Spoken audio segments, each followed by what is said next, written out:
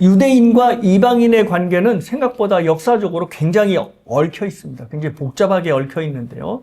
이스라엘의 역사를 보면 이방인은 유대인에게 있어서 항상 증오의 대상이 되는 동시에 또한 동경의 대상, 선망의 대상이 되어 왔습니다. 먼저 이제 이방인이 유대인의 증오의 대상이 된 이유는 이제 이스라엘을 영적으로, 물리적으로 항상 괴롭혀 왔기 때문입니다.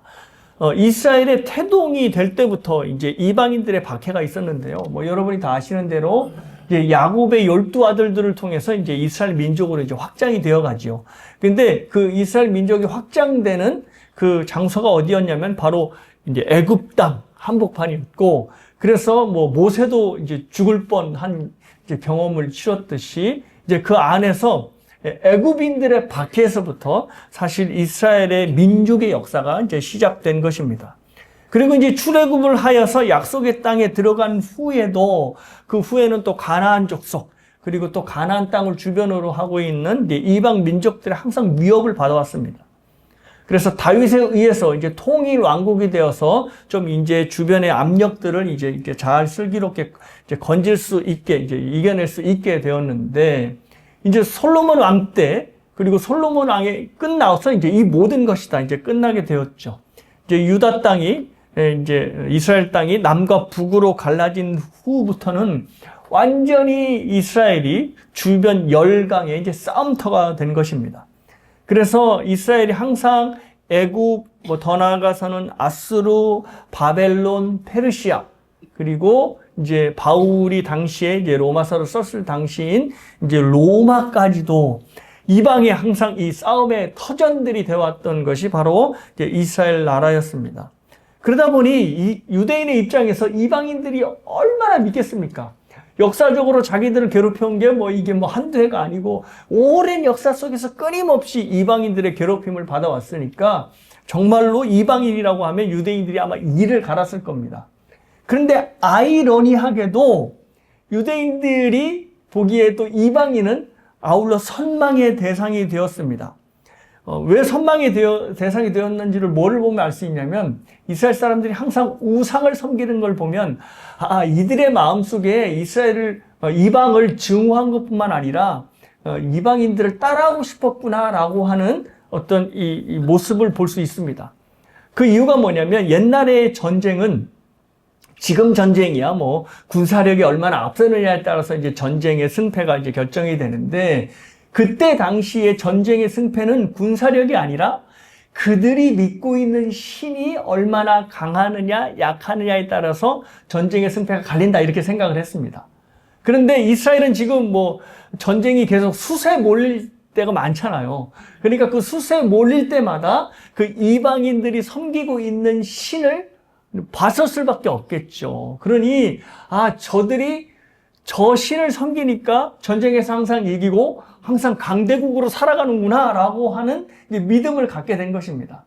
그래서 이스라엘 백성들이 계속해서 우상 숭배로 인해서 하나님께 혼나고 진노 아래 놓이게 된다 하더라도 우상 숭배를 결코 포기할 수 없었던 것이, 우리도 이방인들처럼 저렇게 크고 강하게 되고 싶다라고 하는 생각에 우상 숭배를 포기하지 않았던 것입니다. 그래서 우상에 대한 어떤 이 숭배가 높아질수록 하나님에 대한 징계도 또한 강해지죠. 그러면 또 강해질수록 또 이방인에 대한 증오가 또 커지고, 그러니까 이런 모든 어떤 역사의 어떤 이제 되풀어지는 반복이 계속해서 내려온 것이고, 그래서 이방인에 대한 증오가 이제 바울이 사는 그 당시에도 계속 내려오게 된 것입니다. 특별히 바울 당시는 이제 로마가 이스라엘을 다스리고 있었을 때니까 아주 로마, 이방인이라고 하면 이를 부득부득 갈게 되었을 것입니다. 자, 그런데 사도 바울이 로마서에서 이제 첫 번째로 하나님의 진노의 대상이 되는 사람들을 누구를 지적하고 있죠? 이방인들을 지적합니다. 그래서 이방인들이 하나님께서 알만한 어떤 이 모든 지식을, 증거를 주셨음에도 불구하고 그들이 이 마음속으로 올라오는 하나님을 향한 지식을 억누르고, 또 그들 밖에 있는 하나님을 알만한 여러 가지 증거들을 또한 몰아내고 우상을 섬기고, 그래서 하나님께서 그들을 내어버려 두시니까 그들이 자기 몸을 순리가 아니라 영리대로 쓰게 되고, 그리고 막 서로를 미워하고 다투는 여러 가지 죄악들이 나왔다. 이 모든 것이 하나님이 진노하심으로 하나님 그들을 내버려 두셨기 때문이다. 라고 이제 얘기를 하니 그 모든 이야기들을 이제 유대인들이 듣는다고 생각해 보십시오. 그러니까 얼마나 속이 시원할까요? 평상시에 눈에 가시로 여겼던 이방인들을 이제 사도 바울이 통렬하게 비판을 하니까 그들이 막 박수를 쳤겠죠. 여기서 2장 3절에 이렇게 나오죠. 이런 일을 행하는 자를 판단하고도 같은 일을 행하는 사람아. 그러니까 지금 막 사도 바울의 이야기를 듣고 막 박수를 치면서 판단을 하는 것입니다. 모든 이 유대인들이. 이방인들은 역시 안 돼, 걔네들은. 절대 걔네들은 나아질 수가 없는 존재야. 이렇게 얘기를 생각을 하는 거죠. 자, 그런데 사도 바울이 갑자기 얼굴이 딱 바뀌면서 신랄하게 이방인들을 비판하던 손가락을 어디로 향해요? 유대인들에게 향해서 돌립니다. 유대인들에게 향해 돌리고 이 말을 하는 거죠. 이런 일을 행하는 자를 판단하고도 같은 일을 행하는 사람들아. 그러니까 이방인이라면 아유 찌찌찌하고 혀를 찼던 유대인들에게 너희들도 똑같아. 같은 일을 행하는 사람들이야. 그래서 너희도 하나님의 심판 안에 있는 거야 라고 말을 한 것입니다. 그러니까 그렇게 이를 갈며 싫어했던 이방인들을 유대인과 똑같은 취급을 하니까 유대인들이 얼마나 낙심을 했겠습니까? 아니 우리가 왜 이방인들처럼 똑같이 하나님의 심판 안에 놓여 있지? 라는 생각을 할 수밖에 없겠죠. 자, 그런데 바울의 평가가 정확했다는 거죠. 왜냐하면 바울의 그 평가대로 유대인들도 이방인들처럼 하나님의 진노 아래 놓여 있었던 겁니다. 왜냐하면 사도 바울이 이미 언급했던 것처럼 하나님은 사람의 겉모습을 보는 것이 아니라 사람의 중심을 보기 때문에 중심을 보는 하나님의 눈에는 이방인이나 유대인이나 똑같았습니다. 그러니까 우리가 설날에 1월에 윷놀이 했는데 도찐, 대찐이라고 그러죠. 예. 이방인이나 유대인이나 도찐, 대찐이었던 거예요. 차이가 있다면 이방인은 율법 없이 하나님의 말씀을 어기는 사람들이고 유대인은 율법이 있이 하나님의 말씀을 어기는 사람들입니다. 근데 율법적인 측면에서 봐서는 유대인들이 더 나쁩니다. 왜냐하면 이방인들은 만질 수 없고 눈으로 볼 수 없는 율법을 마음에 받아서 율법을 지키는 거니까 조금 어려운 거죠. 그런데 유대인들은 하나님께서 친히 어떻게 해요? 돌판에다 율법을 적으셔서 딱 주셨으니 눈으로 볼 수도 있고 만질 수도 있는 율법을 주신 겁니다. 그러니까 율법을 지키기에 훨씬 더 유리한 조건이 유대인인 것이죠. 그런데도 불구하고 이 훨씬 좋은 조건에도 유대인들이 율법을 지키지 않았던 겁니다. 그러니까 사도 바울이 야, 너희랑 이방인들이랑 똑같아. 성경에는 그렇게 적혀 있지 않지만 오히려 너희들이 더 나빠. 너희들은 율법을 가졌잖아. 라고 이야기를 하는 겁니다. 그래서 이제 오늘 본문, 우리가 읽은 본문을 통해서 왜 유대인이 이방인과 똑같이 하나님의 진노 아래 놓이게 되었는지 이제 그들의 행태를 밝히면서 이제 그 이유를 써 내려가기 시작합니다. 먼저 사도 바울이 이제 유대인이 스스로를 이방인과 구별하여서 자랑했던 내용. 우리는 이방인과 달라. 이런 내용이 뭔지를 이제 17절에서 20절까지 이제 6가지로 이제 구분하는데요. 화면에 보시면 6개로 제가 이제 잘 볼 수 있도록 해놨습니다. 첫 번째는 유대인들이 자랑했던 첫 번째는 민족적 자부심입니다. 우리는 유대 민족이야 라는 거예요. 이제 왜 그러냐면 유대 민족은 하나님의 택하심을 받은 민족이죠. 그래서 신명기에 아예 이렇게 적혀 있습니다. 어떻게 적혀 있냐면 우리 하나님 여호와께서 우리가 그에게 기도할 때마다 우리에게 가까이 하심과 같이 그 신이 가까이 함을 얻은 나라가 어디에 있느냐. 그러니까 유대인들이 자랑하는 거예요. 뭐냐면 야, 우리가 믿는 신, 우리가 기도할 때마다 너무나 가까이 오셔. 근데 너희들 신은 그래? 그렇지 않지? 라고 말하는 거죠. 그러니까 이스라엘 백성은 민족적 자부심, 즉 하나님께서 우리는 기도하면 가까이 오셔. 우리는 그런 민족이야. 라고 이제 자부심을 갖는 거죠. 자, 두 번째는 율법의 자부심입니다. 말씀드렸듯이 율법은 이방인들과 달리 직접 하나님께서 돌판에 써서 주셨어요. 이게 보통이 아니에요. 하나님이 주신 거니까. 그러니까 이들이 율법에 대한 자부심이 있었던 거죠. 그리고 세 번째는 택함받은 자부심. 이스라엘이 뛰어나서 하나님을 붙잡은 게 아니라 하나님께서 이스라엘을 택하셨어. 그러니 택하심 자체가 이들에게 자부심이 되는 겁니다. 네 번째는 하나님의 뜻을 알고 분간할 수 있는 자부심. 율법은 하나님이 주셨으니까 율법 안에는 하나님의 뜻이 고스란히 담겨 있습니다. 그래서 율법을 공부하고 율법을 익히면 하나님의 뜻이 무엇인지를 딱 분간할 수 있어요. 그러니까 유대인이 우리는 하나님의 뜻을 알 수 있어 라고 이제 자부심을 가졌다는 거죠. 그리고 다섯 번째는 율법 활용의 자부심입니다. 아무리 율법을 줘도 율법을 삶에 적용하지 못하면 아무 소용이 없잖아요. 근데 하나님께서 그 율법을 풀어서 여러 가지 규례들을 놓으십니다. 그러니까 그 규례들을 잘 지키면 율법을 적용하여서 지키는 것이니까 율법 활용에 대한 자부심을 이들이 갖고 있었습니다. 그리고 여섯 번째는 율법 전파의 자부심입니다. 율법을 자녀들에게 전파하고 가르치고 거기에 더하여 이제 이방인들까지 이제 율법을 전하게 되는 거죠. 그래서 가장 대표적인 사람이 모압 여인 룻. 율법과는 거리가 먼 모압 여인 룻이 나오미 집으로 시집을 와서 당연히 율법을 듣게 되겠죠. 그리고 이스라엘 역사를 쭉 듣게 되고, 그래서 그 집에서 하나님을 믿게 된 겁니다. 모압 여인이.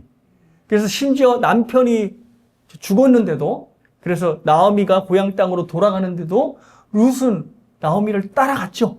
그래서 결국 언약 백성이 되고, 언약 백성뿐만 아니라 누구죠? 보아스랑 결혼해서 다윗의 아주 직계의 조상까지 되는 일까지 일어납니다. 이것이 바로 율법을 전하고 율법을 가르쳤기 때문이죠. 그래서 율법 전파를 할 수 있다는 자부심까지도 있는 겁니다. 이렇게 6가지가 유대인들이 이방인과 구별되어서 이제 자랑할 수 있는 자부심인데, 이 모든 6가지의 자부심이 단 하나로 연결이 됩니다. 그게 뭐냐면 율법입니다. 율법 때문에 유대인이 특별한 민족이 되었고, 율법 때문에 하나님의 뜻을 분별할 수 있게 되었고, 율법 때문에 또 사람들을 가르치고 또 사람들을 언약 백성이 되게까지 한 것입니다. 그러니까 유대인들이 우리는 달라라고 말한 그 핵심에 뭐가 있는 거죠? 율법이 있는 것입니다. 자, 그런데 아이러니하게도 유대인과 이방인을 차별짓게 했던 율법 때문에 지금 유대인이 다 하나님의 심판 아래로 들어가게 되었습니다. 그러니까 율법으로 유대인을 딱 비춰보니까 그들도 이방인과 전혀 다를 바가 없는 사람들인 것이 드러나게 된 것이죠. 자, 그것이 바로 21절에서 24절에 나옵니다. 자, 읽습니다. 그러면 다른 사람을 가르치는 내가 내 자신은 가르치지 않느냐? 도둑질을 하지 말라 선포하는 내가 도둑질 하느냐? 간음하지 말라 말하는 내가 간음하느냐? 우상을 가지기 여기는 내가 신전 물건을 도둑질하느냐? 율법을 자랑하는 내가 율법을 범함으로 하나님을 욕되게 하느냐? 기록된 바와 같이 하나님의 이름이 너희 때문에 이방인 중에서 모독을 받는도다. 자, 율법에 비춰진 유대인들의 모습이 지금 쭉 열거되는데요.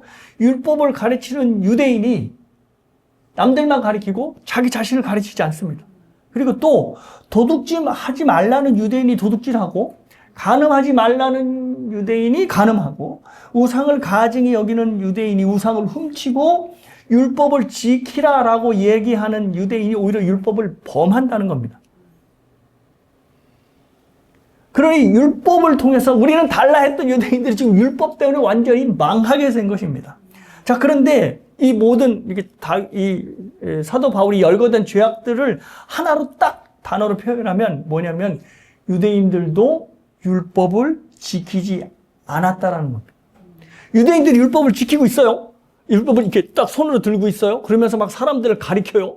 그리고 막 너희들 이렇게 살아야 돼. 막 그리고 그 막 자기의 삶에 조금씩 적용을 해요. 그래서 와, 저들은 정말 우리랑 달라라고 생각을 했는데 율법으로 그들이 들고 있는 율법으로 그들의 삶을 딱 비춰보니까 형편없다는 거죠.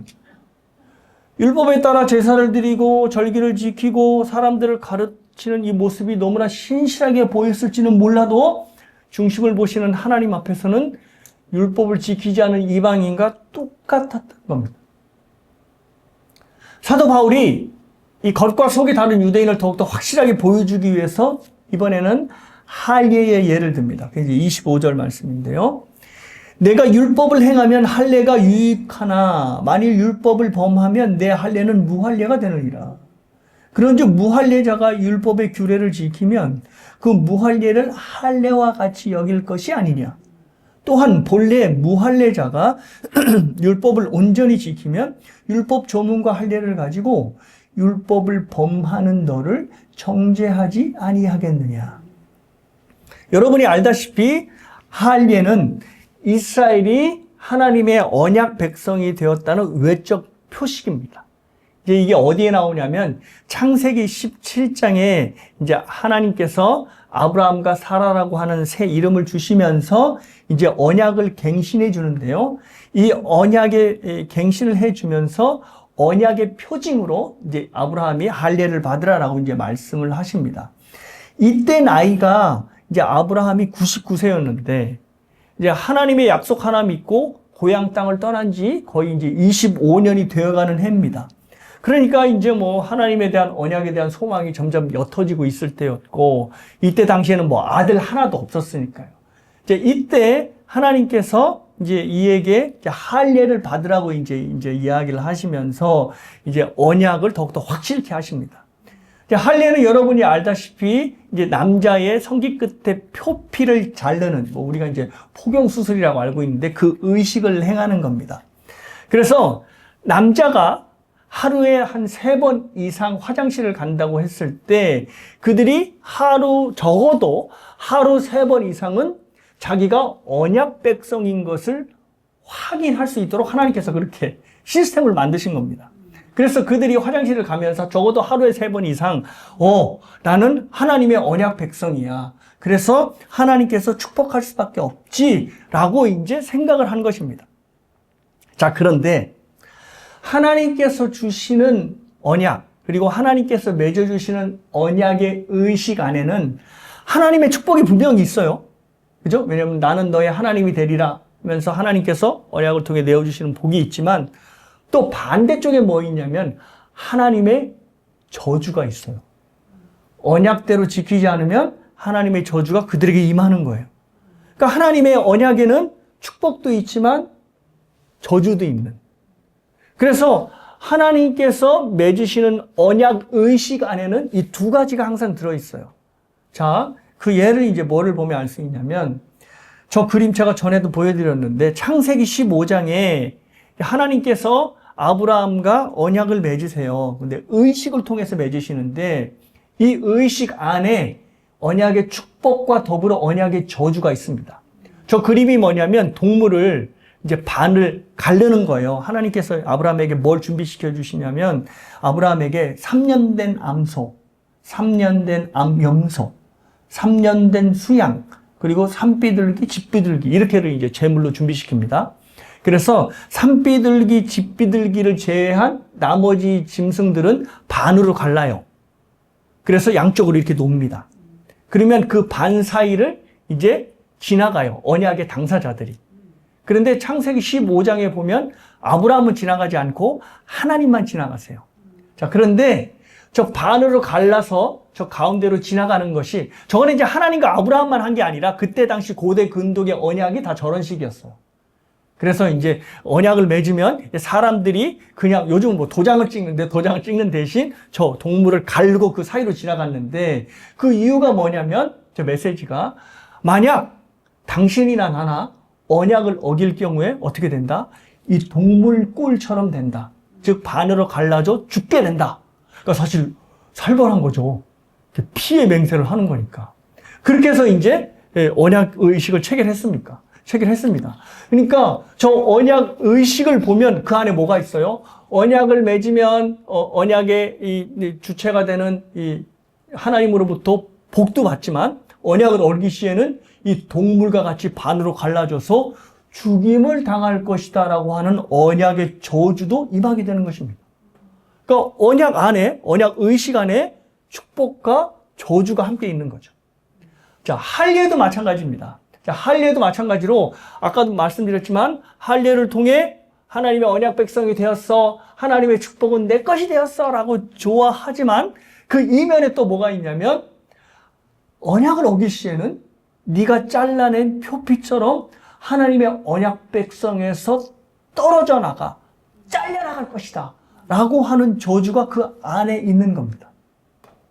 그러니까 할례도 마찬가지로 언약의 축복과 언약의 저주가 함께 있는 거죠.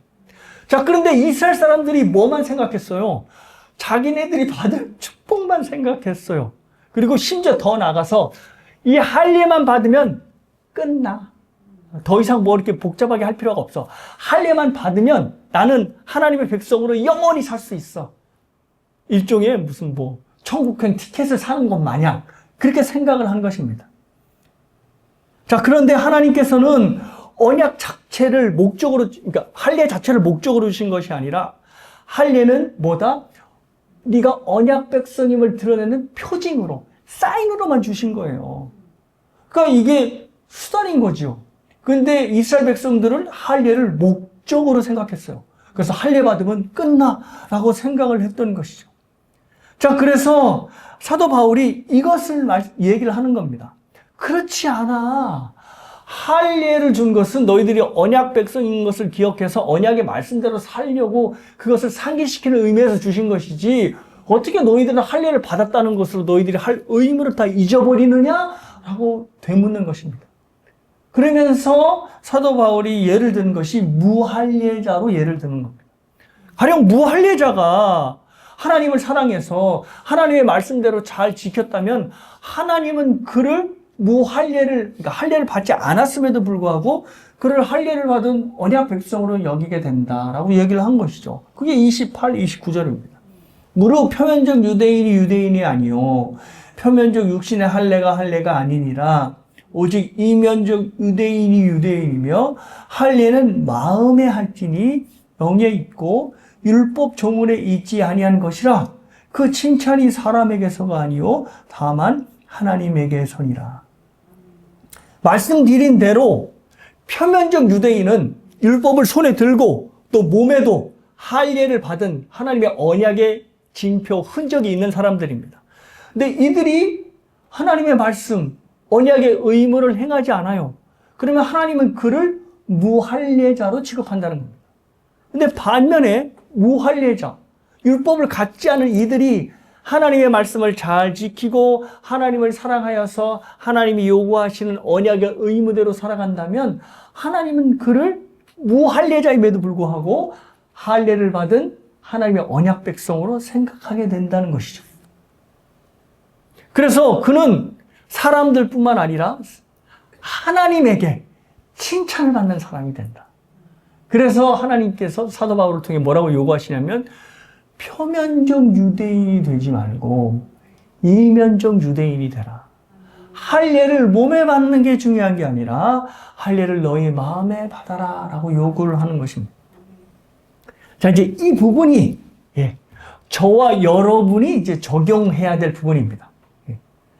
저번에도 말씀드렸듯이 사도 바울이 유대인에게 하는 모든 말씀은 우리에게, 즉 예수 그리스도를 믿고 있는 그리스도인들에게 적용하기에 너무 적합합니다.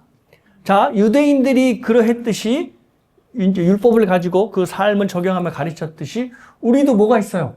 하나님의 말씀이 있어요. 여기 있잖아요.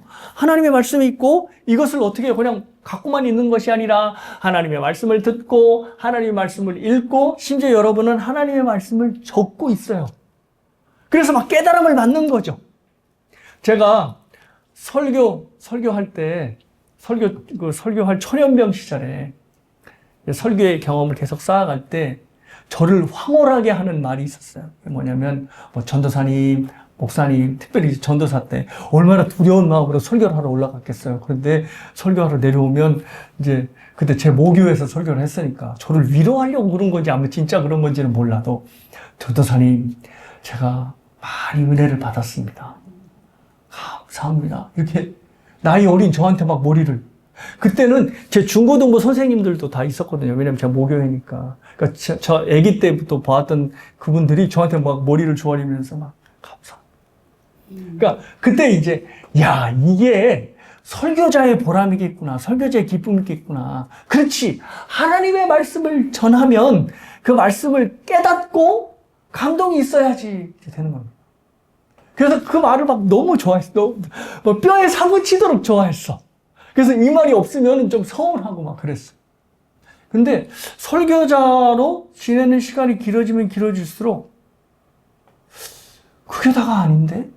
라고 생각이 드는 겁니다. 그러니까 물론 이제 은혜 받고 감사하다고 얘기하는 성도들이 있는데 그 말씀에 깨달음이 있고 기뻐하는 건 있는데 그 말씀으로 삶이 바뀌어지지 않는 거예요. 물론 여기는 저까지 포함됩니다. 저도 설교 준비를 하면서 그렇지, 바로 이거지. 하나님께서 우리에게 요구하시는 것은 이거지라고 깨달음이 있고 감동이 있는데 삶이 변화가 안 돼. 설교를 듣는 사람, 설교를 하는 사람 모두. 이거면 안 되는데 왜 그러지? 그러니까 하나님의 말씀을 통해서 깨달음이 있는데 그 말씀을 가지고 자신을 고쳐가는 데까지 나아가지를 못하고 나아가지를 않는 겁니다. 하나님께서 나에게 이 말씀을 주셨어. 감사합니다. 라고 그냥 고개를 끄덕거리고 감동을 받는 데서 끝나는 거란 말이에요. 근데 하나님께서 율법을 주신 것은 남들을 가르치고 설교하라는 의미도 있지만 그 말씀으로 자신을 비춰보라는 것이 가장 첫 번째 이유입니다. 그러니까 유대인들이 지금 잘하는 게 뭐예요? 말씀을 가지고 남들을 비추는 거예요. 너는 어떻게 그 따위로 사냐? 너는 안 돼. 니들은. 이건데 하나님께서 주신 율법의 목적은 그게 아니라는 거죠. 남들을 비추기 전에 그걸 돌려서 누구를 비춰라? 나를 비춰라. 그래서 야고보서에 보면 율법의 가장 중요한 기능의 하나를 거울로 비유하는 게 나오거든요. 그게 이제 야고보서에 나오는데, 자, 보십시오. 화면을 보시면 제가 읽어드릴게요. 너희는 말씀을 행하는 자가 되고 듣기만 하여 자신을 속이는 자가 되지 말라. 누구든지 말씀을 듣고 행하지 아니하면 그는 거울로 자기의 생긴 얼굴을 보는 사람 같아서 제 자신을 보고 가서 그 모습이 어떠했는지를 곧 잊어버리거니와 자유롭게 하는 온전한 율법을 들여다보고 있는 자는 듣고 잊어버리는 자가 아니요 실천하는 자니 그 사람은 그 행하는 일에 복을 받으리라. 야고보 사도가 지금 율법을 거울로 비유해 설명합니다. 그러니까 어떤 사람이 거울을 볼 때 거울을 막 대충 보는 거예요. 이렇게 스쳐가듯 봅니다. 그러면 거울에 비친 자기 모습을 어떻게 해요? 스쳐가듯 봤으니까 금방 잃어버리는 거죠. 그래서 자기의 어떤 옷 매무새, 얼굴에 묻은 거 이런 거 고치지 않는 겁니다. 근데 율법을 가진 자들이 다 이런 식으로 행동하고 있다는 거예요. 율법을 가지고 꼼꼼히 자기 자신을 들여다보고 점검해야 되는데 그렇지 않다는 거죠. 그래서 여기서 재미난 헬라어 단어가 있는데요. 그게 뭐냐면 율법을 들여다본다라고 할 때 들여다본다라고 한 헬라어가 파라퀴토입니다. 자, 그런데 이 원뜻이 뭐냐면 자세히 보기 위해서 허리를 구부려서 이렇게 쳐다보는 거. 그게 이제 파라큐토라고 하는 헬라어입니다. 근데 이 단어가 쓰였어요. 그러니까 온전한 율법을 들여다보고라고 할 때 이제 어떻게 율법을 들여다보냐면 마치 거울을 막 스쳐가듯 보는 게 아니라 거울 앞에서 이렇게 허리를 숙여서 꼼꼼하게 자기 얼굴, 자기 옷을 보는 거예요. 뭐가 더럽혀진 게 없나 보는 거죠. 그렇게 봐야지만 뭐를 할 수 있어요? 자기 자신을 고칠 수 있다는 것. 지금 야고보 사도가 뭘 이제 문제를 제기하냐면, 너희들은 왜 율법을 듣고 하나님의 말씀을 공부하면서도 왜 행하지 않아? 라고 이제 반문을 하면서, 너희들은 거울을 볼 때 대충 봐. 그냥 스쳐 지나가듯 보는 거지. 근데 율법을 그렇게 돼. 너희들이 율법을 놓고 거울로 꼼꼼하게 허리를 숙여서 봐야 되는데 그렇게 보질 않아. 그러니 너희들이 율법이 요구하는 바를 행하지 않는 거야 라고 얘기하는 거죠. 그래서 뭘 보면 알 수가 있냐면 율법으로 자신을 꼼꼼히 들여다보는 자는 이 고백을 할 수밖에 없어요. 화면 보세요. 함께 읽어볼까요? 시작. 오호라, 나는 곤고한 사람이로다. 이 사망의 몸에서 누가 나를 건져낼까? 이거 어디 나오죠? 예, 사도 바울의 로마서 7장. 그러니까 사도 바울이 자기 안에 죄로 가득한 모습을 본 거예요. 그래서 곤고하다는 것은 비참하다는 거예요. 그러니까 와, 내 안에 이렇게 많이 죄가 가득 차 있어? 와, 나는 정말 비참한 사람이구나. 나는 죄로 인해 죽을 수밖에 없는데 이 사망의 몸에서 누가 나를 건질 수 있단 말이지? 라고 절규를 하는 겁니다. 그러니까 율법을 통해서 자신을 꼼꼼하게 들여다보는 자는 저 고백을 할 수밖에 없다는 거예요. 그런데 자신을 꼼꼼하게 보는 게 아니라 율법으로 남을 꼼꼼하게 들여다봐. 그러니까 어떻게 돼요? 오호라, 저 인간은 죽을 놈이로되. 그렇게 되는 거예요. 누가 저 죽을 몸을 사망에서 건져내랴. 이렇게 되는 거죠.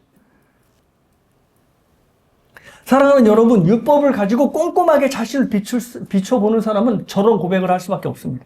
나는 공고한 비참한 사람이구나. 나는 하나님 앞에서 죽을 죄인인데 이 죽을 죄인 나를 누가 건져낼 수 있으랴 하는 겁니다.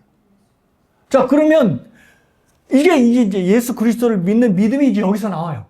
많은 사람들은 자기의 못남, 자신의 연약함, 자신의 죄를 딱 경험했을 경우에 주저앉습니다. 절망하죠. 그리고 심지어 자기 목숨을 끊습니다. 살아서 뭐해? 내가 나인 것을 증명하는 모든 것은 끝났는데 죽습니다. 그런데 그리스도를 믿는 사람은 이럴 때 어떻게 해요? 그리스도를 붙잡습니다. 이 사망의 몸에서 나를 구원할 자는 누구밖에 없다? 그리스도밖에 없다. 그래서 로마서 7장 마지막 절에 그 마지막 부분에 사도 바울이 저 고백을 하거든요. 나는 공고한 자로다. 누가 나를 사망의 몸에서 건져내랴. 그러면서 7장이 딱 끝나고 8장으로 넘어가면 이 말씀이 나오는 거예요. 자, 이 말씀도 함께 읽어볼까요? 시작. 그러므로 이제 그리스도 예수 안에 있는 자에게는 결코 정죄함이 없나니 그리스도 예수 안에서 생명의 성령의 법이 죄와 사망의 법에서 너를 해방하였음이라. 자, 자신에 대해서 절망하죠? 그러다 어떻게 돼요? 그리스도를 딱 붙잡으니까 그리스도께서 우리를 딱 일으키시는 거죠. 그러니까 어떻게 해요? 죄와 사망에서 해방하였음이라라고 하는 선포가 딱 울려 나오는 것입니다. 자, 여러분, 이 과정이, 이 프로세스가 우리에게 있어야 돼요. 이제 사도 바울이 이제 그 이야기를 하는 겁니다. 율법 가지고 백날 남만 비추면 남은 죽일 놈이고, 그리고 율법을 들고 있는 나는 그래도 상대적으로 괜찮은 사람으로 여겨지는 겁니다. 근데 그게 아니라 율법이 거울이라면 거울을 남을 비추는 데서 돌려서 자기 자신을 비추는 거죠. 그러면 나는 정말 율법이 요구하는 바에 의해서 엄청나게 떨어져 있구나. 하나님이 나에게 의를 요구하신다면 마틴 루터가 이 로마서 1장 16절, 17절을 보고 깨닫기 전에는 뭐로 생각했죠? 하나님은 나에게 이룰 수 없는 의를 요구하고 내팽겨 치시는 분이야라고 생각했다는 거 아니에요. 마틴 루터가. 그런데 그게 아니구나. 예수 그리스도께서 우리에게 의를 주셨고 그 의를 하나님이 요구하시는 거구나. 그러니까 나는 죽으라고 내팽겨 치는 것이 아니라 예수 그리스도를 통해서 우리를 살리시는 거구나 느꼈다는 거죠. 그러니까 여러분이 율법을 통해서 거울을 들여다보면 오라 나는 공고한 사람이로다라고 좌절할 수밖에 없고 좌절하는 저와 여러분이 누구를 붙잡고 그리스도를 붙잡고 일어나게 되는 것이죠. 이러한 과정이 있으면 절대 나는 그래도 저 사람은 로마서를 쓰지 않는데 나는 로마서를 쓰니 나는 쟤보다 나아 라고 하는 상대적인 의에서 벗어날 수 있다는 거예요. 그래서 사랑하는 여러분, 로마서 강의를 듣고 로마서를 쓸 때마다 로마서를 통해서 여러분 자신을 비춰보는 시간이 됐으면 좋겠습니다. 특별히 1장 18절에서부터 이제 3장까지는 계속해서 사도 바울이 배드뉴스를 계속 선포하거든요. 그래야지 복음이 굿뉴스가 되니까. 그 배드뉴스를 통해서 여러분들이 이거 볼 때, 이거 불신자들 이야기야. 이거 김 집사 이야기구만. 이거 박 집사 이야기 아니니. 이렇게 하시지 마시고, 하나님이 우리에게 요구하시는 모든 요구에서 우리가 얼마나 떨어져 있는가를 여러분 자신이 확인한다면 그리스도를 붙잡는 시간이 갖게 될 것이고, 또요, 또 더 나아가서 그렇게 여러분들이 나는 하나님 앞에서 죽을 수밖에 없는 죄인이구나 라는 것을 의식하게 되면 남들을 향하여 우월감을 갖는 대신 긍휼감을 갖게 됩니다. 긍휼의 마음을 갖게 됩니다. 그러니까 내가 저보다는 저도 이 부분에서 훌륭해 라고 했던 마음이 아이고 저 사람이나 나나 비슷하지 라는 생각을 하게 된다는 거죠. 제가 저번에도 한번 같은 예화를 드렸을 것 같은데 어느 교회에 정말로 트러블만을 일으키는 트러블 메이커 집사님이 계셨답니다. 트집사님. 트러블 메이커 트집사님. 자, 그런데 이 집사님은 그냥 앞뒤 안 가리고 상대방 가리지 않고 막 하고 싶은 말 다 하고 그래서 상대방이 상처를 받든 말든 하고 싶은 말은 하고 그 다음에 나는 뒤끝이 없어라고 돌아서는 그런 사람. 그러니까 많은 사람들이 이 사람만 나타나면 설설설 피해서 이제 돌아가는 거예요. 뒤로 가는 건데 유독 어떤 권사님 한 분이 그 집사님과 아무런 문제 없이 잘 지내더라는 겁니다. 그리고 그 집사님도 그 권사님을 잘 따르고. 그래서 주변에서 이상하다. 어떻게 저런 사람이랑 그렇게 권사님이 친하게 지내지? 별 문제 없이. 그래서 이제 어느 날 그 권사님이 혼자 계실 때 가서 이제 권사님, 저 트러블터 트집사님하고 어떻게 그렇게 잘 지낼 수 있어요? 비결을 좀 말씀해 주시죠. 그랬더니 이 권사님이 뜻밖의 얘기를 하더랍니다. 저 집사를 보면 내 젊었을 때가 생각이 나. 내가 저 사람 나이 때 그랬거든. 막 승질 급해가지고 막 하고 싶은 말 다 하고 막 남들이 상처받든 말든 일단 내 안에서 막 붕붕 끓는 말을 해야지만 속이 시원했어. 근데 딱 그 집사님이 내 모습이야. 그래서 그 집사님을 보면 화가 나기보다는 그렇게 좀 안쓰럽네. 불쌍한 마음도 들고.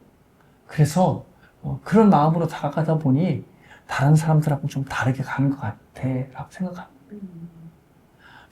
중요한 교훈이 있어요. 뭐냐면 여러분이 저도 그렇고 어떤 관계에 있어서 갈등을 겪잖아요.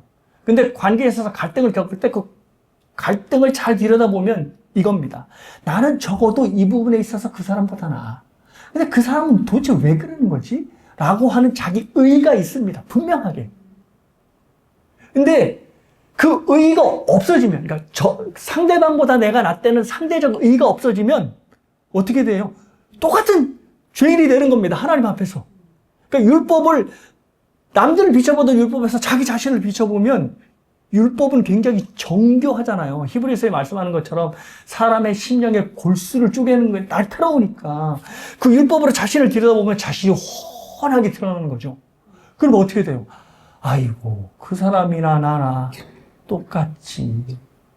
하나님 앞에서는 똑같은 죄인이니 그도 그리스도의 구원이 필요하고 나도 그리스도의 구원이 필요하지 라고 되면 그에 대해서 상대적 의의를 통한 우월감이 드는 것이 아니라 그와 나도 똑같은 모습이다라고 하며 긍휼의 마음이 찾아온다는 것이죠. 그래서 사랑하는 여러분, 그래서 사도 바울이 표면적 유대인이 아니라 이면적 유대인, 즉 겉으로 할례받은 자가 아니라 마음에 할례받은 자가 되라라고 요구하는 것입니다. 하나님 앞에서 마음에 할례받은 자로 말씀을 찾고 자신에게 비춰보는 사람은 많은 사람들을 향하여 긍휼의 마음을 가질 수밖에 없다는 겁니다. 왜냐하면 상대적 의의가 없어지게 되니까 말입니다. 그래서 할례도 다르게 해석되는 거죠. 몸에서 잘려나간 것처럼 나의 죄성이 그리스도의 은혜로 잘려나가게 될 때 그가 비로소 마음에 할례받은 자로 이면적 유대인으로 살아갈 수 있게 되는 것입니다. 사랑하는 여러분, 이면적 유대인 그리고 마음에 할례받은 자가 되어서 내 주위에 있는 모든 사람들을 긍휼로 바라보고 그래서 저와 여러분의 삶에서 관계적인 모든 문제들이 해결되는 역사가 또 축복이 일어나게 되시기를 주님의 이름으로 축복합니다.